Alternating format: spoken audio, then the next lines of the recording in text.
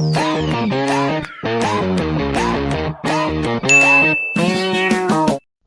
各位，歡迎嚟緊粵語娛樂。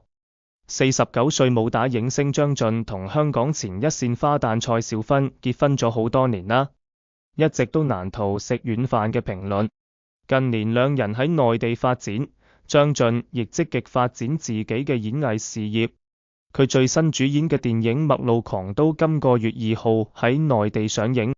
可惜電影上映7日，內地票房只有收46.8萬人民幣，票房撲直，內地傳媒更加唔看好，估計最終票房唔過100萬。據知佢哋已放棄原本居於市中心優越地段嘅3400尺複式豪宅單位，而有關單位已喺幾個月前喺網上放租。當時地產經紀更講到明 Ada 一家已搬走，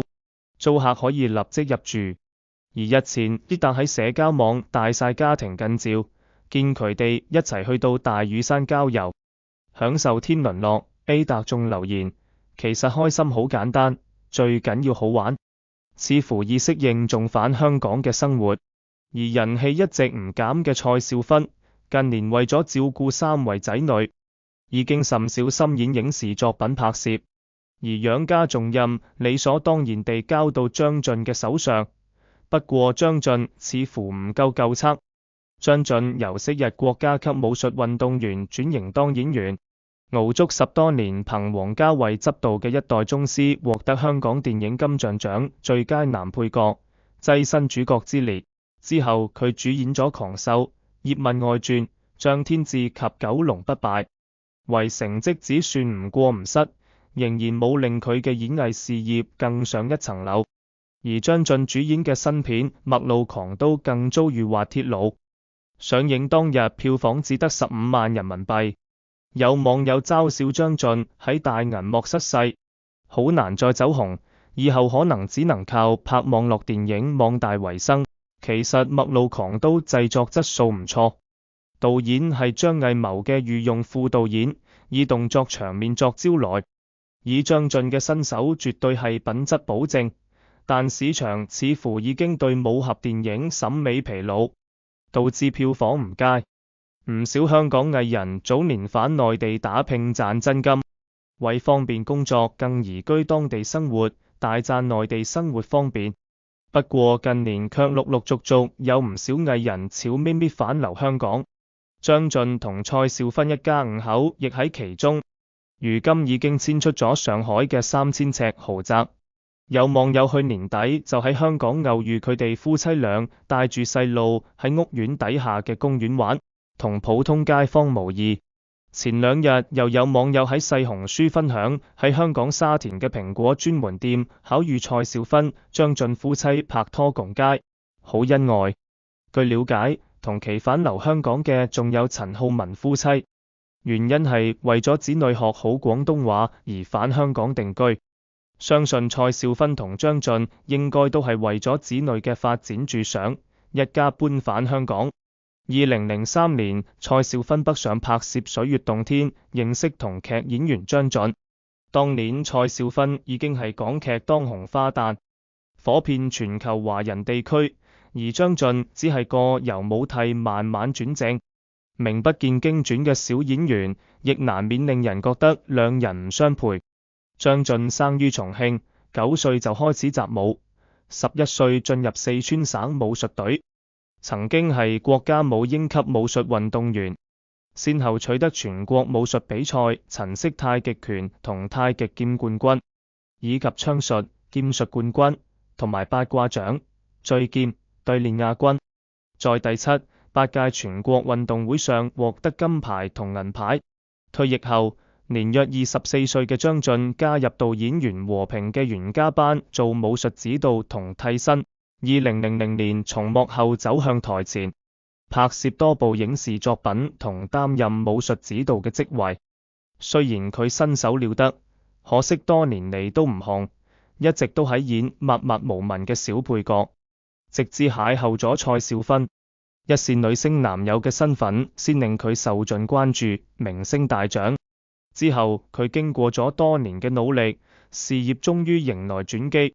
2014年，張晉以王家衛電影《一代宗師》中嘅馬三一角獲得香港電影金像獎最佳男配角。2016年，又以《殺破狼2》中高進一角以及《葉問3》中張天志一角提名第35屆香港電影金像獎最佳男配角，一時間令佢喺電影圈爭議度高。不過當時有唔少報道話，佢能夠由路人甲上位做主要配角，全靠蔡少芬到處託關係，令佢背負咗軟飯男嘅罵名多年。縱使負面新聞滿天飛，佢亦從未澄清，反而大方表示自己有今天全靠老婆。據張晉透露，佢認識蔡少芬一段時間後，就被性格開朗率直嘅她吸引，並果斷展開追求。前後經歷3次被拒後，終以真誠表現獲取芳心。雙方穩定交往4年零7個月後，攜手步入婚姻。今年已經係佢哋嘅結婚第15週年。當年張晉同蔡少芬公開戀情時，鋪天蓋地嘅八卦消息瘋傳，且大多都講得非常唔好聽，亦唔睇好呢段女強男弱嘅感情。佢將一切交於時間去證明，過程中咬牙努力，努力再努力，為咗比自愛更好嘅生活奮鬥打拼。風雨同舟嘅兩人，經歷過呢一切後，對彼此嘅愛同信任更加堅定。其實當年蔡少芬亦有好多唔咁好嘅事情。蔡少芬自細喺一個唔太穩定嘅家庭度長大，同哥哥同媽媽生活。初時佢嘅媽媽好中意賭博，欠咗好多錢，蔡少芬唯有無奈早早輟學，逃入社會嘅大染缸。1991年佢參選香港小姐，拎咗季軍入行演藝圈。因為好睇嘅外表同唔錯嘅演技，快速咁揾到好多演出機會。同時間佢亦受到唔少富豪嘅青睞。佢曾經公開承認同劉鑾雄有過一段近6年嘅過去。有人指佢同劉鑾雄交往係為咗幫自己賭博成勝嘅媽媽還債，欠債數目幾乎係天文數字。雖然佢成為咗小三，但劉鑾雄嘅原配寶詠琴從來冇恨過呢個小女生介入自己嘅婚姻，反而讚揚佢係好女孩，欣賞佢嘅勤奮同乖巧。蔡少芬同張晉嘅恩愛唔需多言，佢哋嘅戀情經歷經常被人傳頌。不過相對過去蔡少芬主動炫富，張晉最近喺綜藝節目講起兩人嘅戀愛經歷，竟然話俾蔡少芬透露咗一把，有段時間都有啲崩潰。佢提到蔡少芬想介紹張晉俾佢閨蜜識，戀愛後唔可以對外公等細節，而張晉則講出蔡少芬嘅神秘手段，讓佢入咗情網，因為一齊拍攝《水月洞天》而結緣。當年蔡少芬同吳奇隆已經分手，張晉對佢一見鍾情，自認為慢熱嘅佢開始咗第一次告白，但被蔡少芬拒絕。原本以為被拒絕應該懂得保持距離，但蔡少芬第2日就問佢起床嘅事，張晉覺得有啲懵。被拒絕後仍然當朋友，讓張晉覺得蔡少芬唔係真心拒絕自己，所以過幾日再次表白，結果又被拒絕。當時拍攝期一共4個多月，張晉都被蔡少芬反反复复嘅態度搞得一頭霧水，一邊拒絕你，一邊同你玩，天天搵我玩，呢種迷之態度令佢捉摸唔清。其實蔡少芬咁樣都唔奇怪，當年因為媽媽賭博，佢情路上除咗同劉鑾雄嘅關係纏繞，同吳奇隆嘅感情亦因家中債務等壓力最終告吹。拍攝《水月洞天》時，蔡少芬嘅普通話唔太靈光，張晉會講粵語，所以一直陪住佢去片場周邊玩樂，慢慢有了安全感，但唔知點樣面對呢段感情。雖然頭頂港姐光環出道，蔡少芬曾經直言，在遇見張晉之前非常自卑，因為父母離異，從小跟住媽媽四處搬家，覺得自己是家人嘅負累，甚至自己罵自己係垃圾。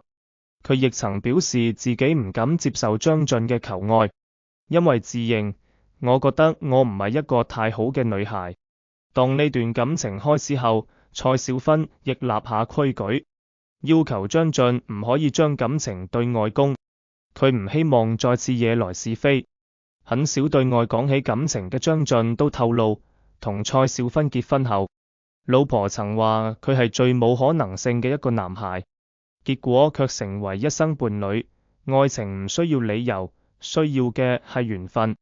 雖然蔡少芬嘅過去好複雜，但張晉依然堅定地包容同深愛。或許呢就係蔡少芬揀佢嘅其中一個原因。事實證明，兩人相處非常和諧，一家五口過得非常幸福，根本唔需要理會別人點評。或許張晉在演藝事業中運氣差咗啲，但係喺人生中能夠遇到蔡少芬已經係佢最大嘅幸運。希望佢能夠繼續珍惜。今日嘅節目就到此為止，我哋下期再見。